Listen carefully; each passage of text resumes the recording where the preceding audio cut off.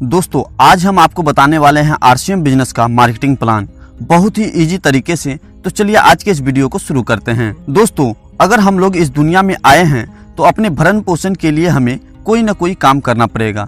क्योंकि काम करने से ही हम लोगों को पैसा मिलेगा और पैसा मिलेगा तो ही हम उसे खर्च कर पाएंगे अपने जरूरतमंद सामान के ऊपर। और ये जरूरतमंद सामान हम लोग लाते कहाँ से हैं? तो अपने नजदीकी बाजार से। दोस्तों जब हम लोग बाजार जाते हैं कोई सामान लेने तो वहाँ हम लोग एक कस्टमर होते हैं और हम कस्टमर जो भी सामान लाते हैं वो लाते हैं किसी न किसी रिटेलर के पास से। तो क्या दोस्तों ये रिटेलर कोई भी सामान अपने घर में बनाता है? नहीं, ये अपने आगे किसी होलसेलर से लाते हैं।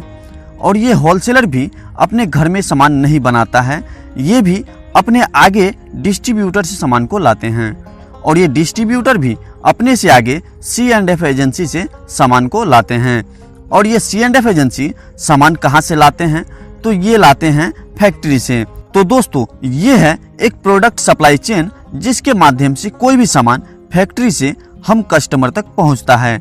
इसे ट्रेडिशनल मार्केटिंग भी कहा जाता है क्योंकि ये सदियों से चला आ रहा है। दोस्तों अगर हम इसमें गौर करें तो फैक्ट्री में कोई सामान 50% में बन रही है तो क्या वो हम कस्टमर तक आते आते 50% की रहेगी?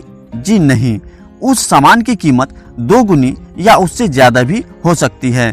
क्योंकि फैक्ट्री और कस्टमर के बीच जो बिचौलिए बैठे हैं ये भी अपना 10% प्रॉफिट लेते हैं। और उसके बाद कंपनी अपने प्रोडक्ट के विज्ञापन में भी बड़े बड़े सेलिब्रिटी को 10% का प्रॉफिट देती है। और उसके बाद भी ये जो बिचौलिए हैं अपनी लालच के लिए कंपनी की सामानों में फेरबदल यानी मिलावट भी करते हैं।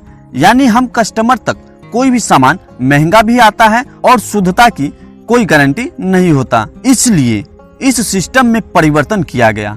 इसमें ये देखा गया कि इस प्रोडक्ट सप्लाई चेन में सबसे महत्वपूर्ण कौन है? तो इसमें सबसे महत्वपूर्ण है कस्टमर और फैक्ट्री। क्योंकि अगर फैक्ट्री में कोई सामान बनता है तो उसका इस्तेमाल कौन करेगा? कस्टमर, न कि ये बिचौलिए। और यदि कस्टमर को कोई सामान चाहिए तो कौन देगा? फैक्ट्री, न कि ये बिचौलिए। तो इसमें ये परिवर्तन किया गया कि बिचौलियों को इसमें से हटा दिया गया। और उसके बाद फैक्ट्री यानी कंपनी ने हर एक एरिया में अपना एक दुकान खोल दी जहां हर कस्टमर आकर सामान खरीद सकता है। और जहां पर ये दोनों ही आ गए वहां पर मार्केट स्टार्ट हो गया और इसी का नाम दिया गया RCM यानी राइट कॉन्सेप्ट ऑफ मार्केटिंग।